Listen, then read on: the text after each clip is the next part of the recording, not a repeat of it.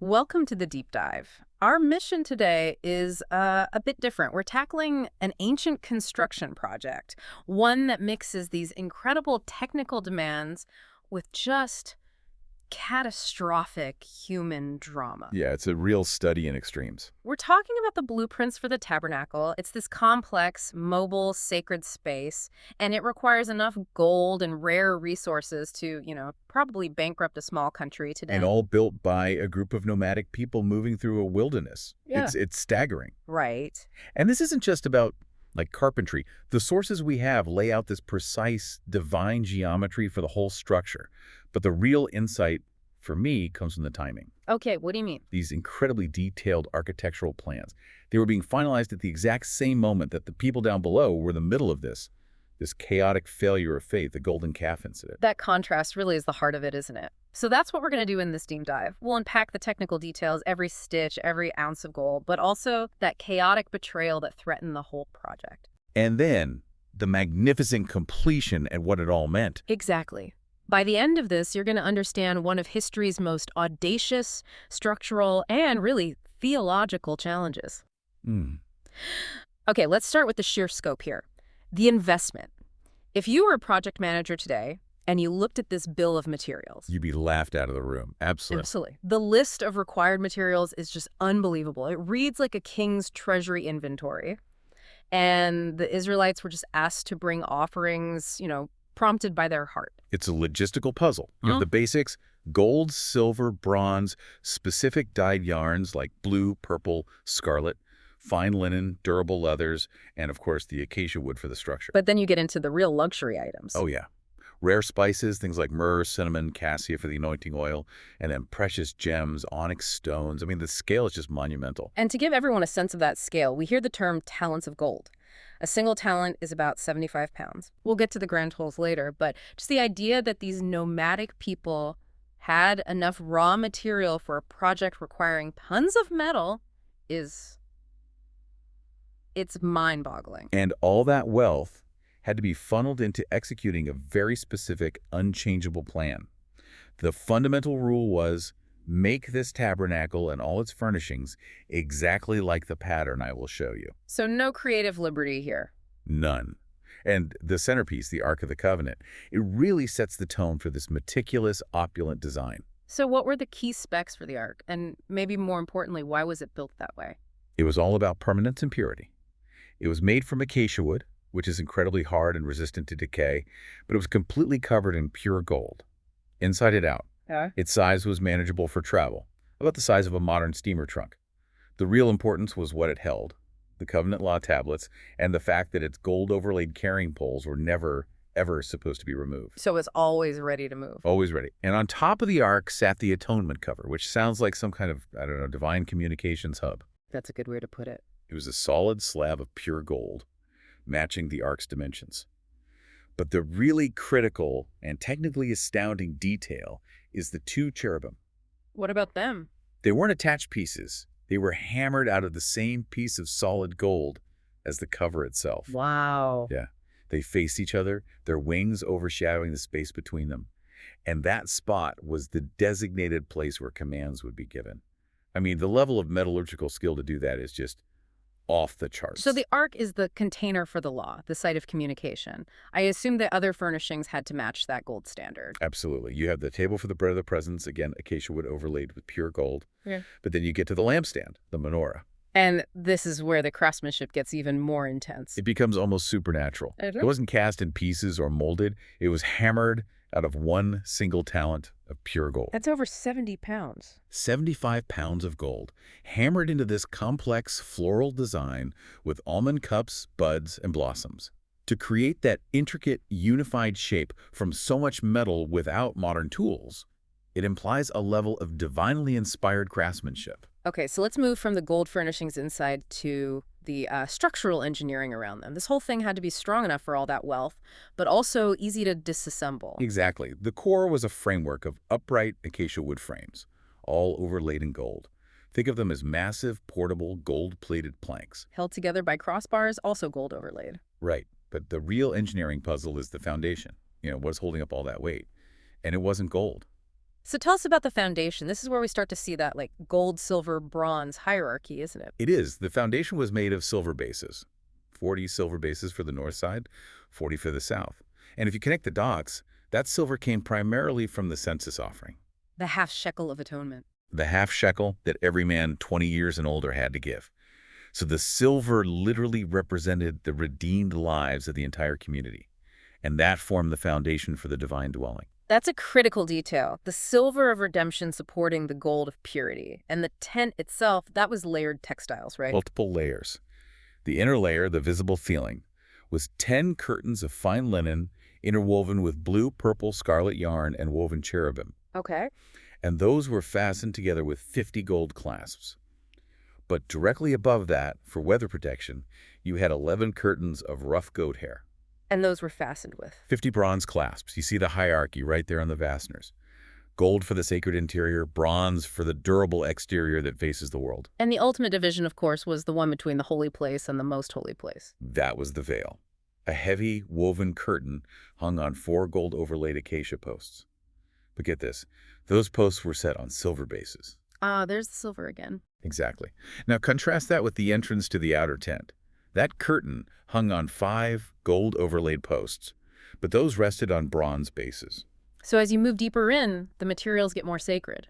Bronze, then silver, then the gold. You're moving from earthly access to redemption to ultimate purity. Let's step outside now, into the courtyard. We're talking about a huge area, right? Almost the size of a football field, surrounded by linen curtains. And the courtyard housed the implements for daily sacrifice and purification.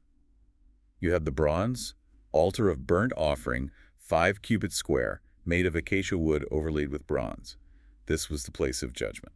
And then there was the bronze basin, which is fascinating, not just for its function, but where the bronze came from. Yes, this is such a powerful social detail.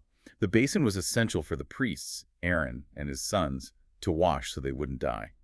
And the sources say it was made from the donated bronze mirrors of the women who served at the entrance. So the implements of what? Self-regard. They were melted down to create the instrument of purification.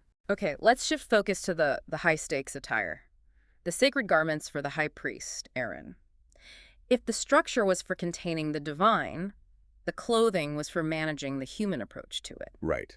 It was intended to give him dignity and honor, and the textiles used, they matched the inner curtains of the tabernacle itself. The centerpiece being the ephod. The ephod. You could think of it as a heavy, ornate vest. It was made of that same mix, gold, blue, purple, and scarlet yarn woven into fine linen. And its main function was to be a memorial, right? Exactly. On the shoulder pieces were 2 polished onyx stones. And these weren't just decorative, they were functional. Each one was engraved with the names of 6 of the sons of Israel. So the 12 tribes. The 12 tribes. Aaron was literally carrying the names of the entire community on his shoulders whenever he went into the sanctuary. But the real decision-making piece, the center of gravity for the whole outfit, was the breast piece. The breast piece for making decisions. It was a square folded double pouch, and it housed 12 unique precious stones, carnelian, lapis lazuli, emerald, you name it. Each one engraved with the name of a tribe. Correct. And inside that pouch were the Urim and Thummim. For our listeners, can you quickly explain what the Urim and Thummim were generally understood to be? Sure. They were essentially objects, maybe lots, used as a divinely sanctioned way to get a yes or no answer on really important matters of state or ritual. Their placement right there on the high priest's chest underscored his role as the key decision maker. And one of the garments even required a specific sound for safety. That's the robe of the ephod. It was made entirely of blur cloth. But along the hem, you had these alternating pomegranates woven from yarn and small bells of pure gold. And the sources are very clear about this. Very clear. The sound of those gold bells had to be heard when Aaron entered or exited the holy place. Specifically, it says so that he will not die. This was access under the highest possible constraint. And all of this culminates in the consecration ceremony. A meticulous 7-day process. It involved washing, dressing in this specific regalia, anointing with sacred oil, a rich blend of myrrh, cinnamon, cassia, and then elaborate sacrifices. And the most striking detail of that Had to be the application of blood from a ram onto the right earlobes, right thumbs, and right big toes of Aaron and his sons. It symbolized the consecration of their hearing, their action, and their walk. Okay, so we've just outlined this. this ultimate blueprint for holiness. Now we have to slam on the brakes. Oh. Because while Moses is up on Mount Sinai getting all these precise details, The story just crashes into the reality of human impatience and failure. It's an incredible pivot. Moses is gone for 40 days and the people demand, make us gods. The shift from this divine reverence to immediate panicked idolatry is just shocking. The sources paint a picture of total chaos. Aaron collects gold jewelry from the people and fashions it into a cast idol of a calf. And it wasn't just the statue. No, it immediately kicks off a festival of feasting and wild revelry. So Moses' reaction when he comes down and sees this, it's visceral. It's immediate. He doesn't start a debate. No, he throws down and smashes the original stone tablets of the covenant law. He breaks the very foundation of the relationship right there at the foot of the mountain. And then the destruction of the idol itself.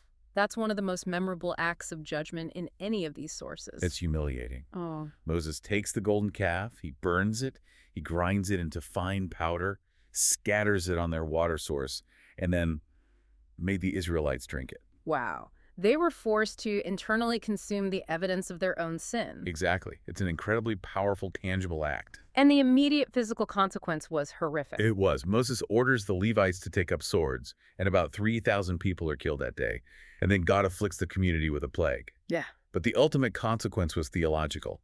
God initially decides he will not go with them personally. A near total withdrawal. He says he'll only send an angel because they're a stiff-necked people, and his own presence might, destroy them along the way. And this is where Moses becomes the ultimate intermediary. He pleads, he negotiates successfully for the relationship to continue. His argument was simple.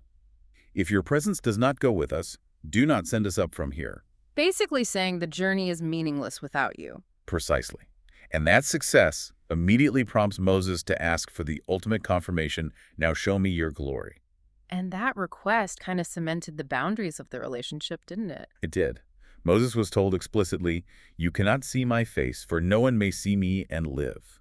Instead, he's hidden in a cleft of a rock, shielded by a hand, and he's only allowed to see the back as the glory passes by. Which was the profound assurance that the presence would, in fact, go with them. Yes, and it led directly to the renewal of the covenant with the second set of stone tablets. So the crisis passes, the covenant is renewed, and the build resumes. Now with even stricter adherence to the pattern. But who are the people who actually pulled this off? Who handled tons of precious metal and wove these intricate textiles? The sources name two chief engineers, you could call them. Bezalel of the tribe of Judah and Oholiab of the tribe of Dan. And they weren't just skilled. They were described as being filled with wisdom, with understanding, with knowledge, and with all kinds of skills. So divinely empowered for the job. That's the idea. This included everything from metallurgy and engraving stones to the elaborate weaving for the curtains and priestly garments. And the response from the people after the golden calf incident, when the call for materials goes out again, it's truly unique. It's the only construction story I know where the problem was too much generosity. Right. The people were so eager to contribute that the skilled workers had to actually stop working, go to Moses, and report that the people were bringing more than enough. So Moses had to issue a literal order to stop the offering. He had to restrain their generosity. A cease and desist on giving. That has to be a first. It really speaks volumes about their desire for atonement and commitment after the failure. It does. And we can even quantify this wealth. The gold totaled 29 talents and 730 shekels. That's over 3/4 of a ton of gold, all from voluntary offerings. And the silver was even heavier. Over 100 talents of silver. And remember, that came from the census, the half shekel from every man. That one offering provided all 100 silver bases for the sanctuary. So after all the planning, the massive setback, and this overwhelming contribution, what was the final act? The tabernacle was finally assembled and set up on the first day of the first month, in the second year. And once Moses completed his final inspection, the ultimate goal was realized. The text says, the cloud covered the tent of meeting, and the glory of the Lord filled the tabernacle. And the final testimony to the sheer power of that presence is that Moses, the human leader of the whole project, couldn't even go in. That's right. The sources note that the glory was so complete that Moses himself could not enter the tent. So we've traced this blueprint from an impossible specification through catastrophic human failure to a perfect completion, resulting in a structure so sacred its own builder couldn't cross the threshold. Yeah. But the manifestation of that presence, it wasn't just confined to the structure itself. The encounter fundamentally changed Moses physically, especially after the golden calf and the renewal of the covenant. Right, the ultimate afterglow of the divine. Absolutely. When Moses came down the mountain with that second set of tablets, he had no idea that his face was radiant just because he'd been speaking with a presence. And the effect on the people was It intense. was so intense that the Israelites, even Aaron, were terrified. They were afraid to come near him. And this forced Moses to adopt a ritual. He had to put a veil over his face whenever he spoke to them outside the sanctuary. He only took it off when he went back in to speak with God. Exactly. Which leaves you with this to ponder. Consider the implications of Moses' radiant face. What does it mean for a human being to be physically transformed, to become so bright that he terrifies his own community just by standing in the ultimate presence? And how does that immediate need for a veil symbolize the necessary barrier between that concentrated glory and, the sustainable reality of everyday human life? That physical afterglow, it speaks volumes about the power of the connection that was forged.